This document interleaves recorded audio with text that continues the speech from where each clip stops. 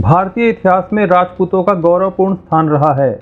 राजपूत रणबांकुरों ने देश, धर्म तथा स्वतंत्रता की रक्षा हेतु अपने प्राणों का बलिदान करने में भी कभी संकोच नहीं किया। उनके त्याग पर संपूर्ण भारत को गर्व रहा है। वीरों की इस भूमि में राजपूतों के अनेक राज्य रहे, जिन्होंने भारत की स्वाधीनता के लिए संघर्ष किया। इन्हीं राज्यों में मेवाड़ का अपना एक विशेष स्थान है, जहां इतिहास के गौरव बप्पा रावल, हुम्माण प्रथम, महाराणा कुंभा, महाराणा सांगा, उदय सिंह एवं वीर शिरोमणि महाराणा प्रताप ने जन्म लिया। मेवाड़ के महान राजपूत राजा महाराणा प्रताप अपने पराक्रम एवं शौर्य के लिए पूरी दुनिया में मिसाल के तौर पर जाने जाते हैं। महाराणा प्रताप एक ऐसा राजपूत सम्राट जिसने जंगलों में रहना स्वीकार किया, लेकिन कभी भी विदेशी मुगलों की अधीनता स्वीकार नहीं की। उन्होंने देश, धर्म एवं स्वाधीनता के लिए अपना सब कुछ न्यौछावर कर दिया। प्रताप के काल में दिल्ली में मुगल सम्राट अकबर का शासन था, जो भारत के सभी राजाओं को अपने अधीन कर इस्लामिक राज स्थापित करना चाहता था। इसके लिए उसने नीति और अनीति दोनों का सहारा लिया। 30 वर्षों के लगातार प्रयासों के बावजूद भी अकबर महाराणा प्रताप को बंदी नहीं बना सका।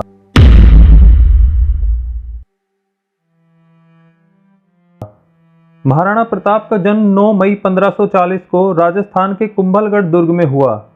उनके पिता का नाम उदय सिंह एवं माता का नाम जयवंता बाई था। वे राणा सांगा के पोते थे।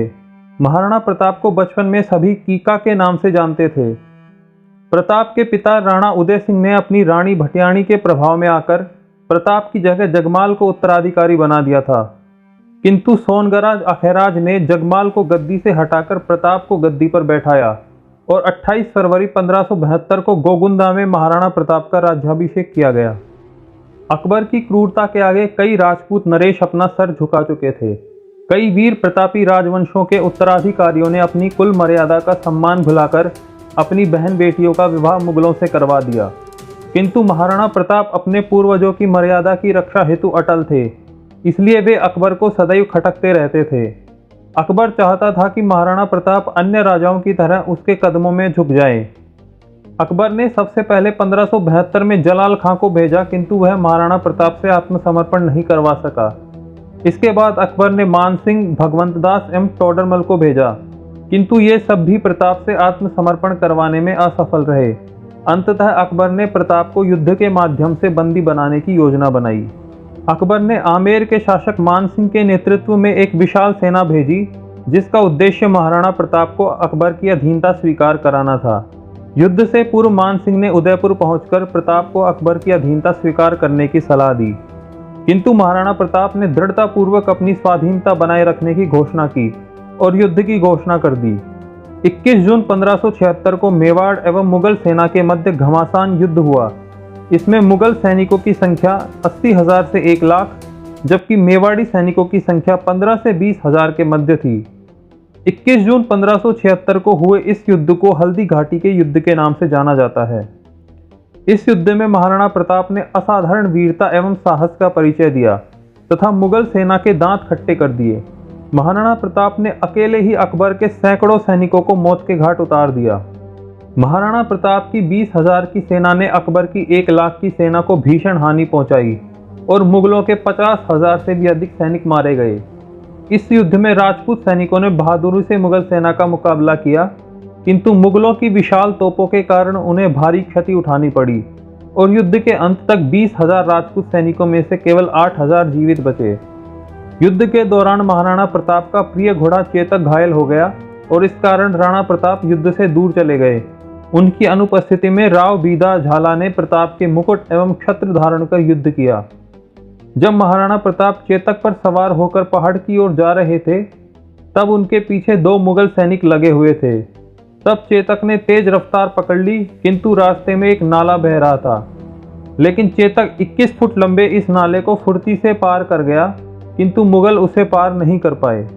हालांकि चेतक इस लंबी छलांग के कारण बुरी तरह से घायल हो गया, किंतु महाराणा को सही सलामत पहुंचा दिया और शहीद हो गया।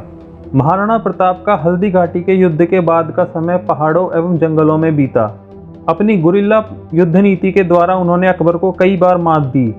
महाराणा प्रताप कई वर्षों तक जंगलों में रहे, जहां उन्होंने घास की रोटियों एवं पोखरों के पानी पर जीवन व्यतीत किया। अरावली की गुफाएं ही उनका आवास थी और शिलाएं ही शैया।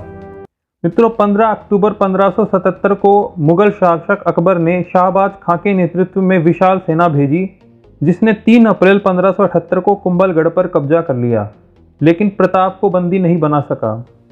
महाराणा प्रताप कुंभलगढ़ से निकलकर रणकपुर होते हुए ईडर पहुंचे। वहीं चूलिया नामक गांव में मेवाड़ का गौरव के नाम से विख्यात भामा शाह ने अपनी समस्त संपत्ति प्रताप के चरणों में रख दी। भामा शाह ने प्रताप को 20 लाख स्वर्ण मुद्राएं एवं 25 लाख रुपए भेंट किए। इस अकूत संपत्ति से अपने सैन्य बल का पुनर्गठन महाराणा प्रताप ने किया और मेवाड़ की स्वतंत्रता का संकल्प लिया। दिवेर का युद्ध अक्टूबर 1582।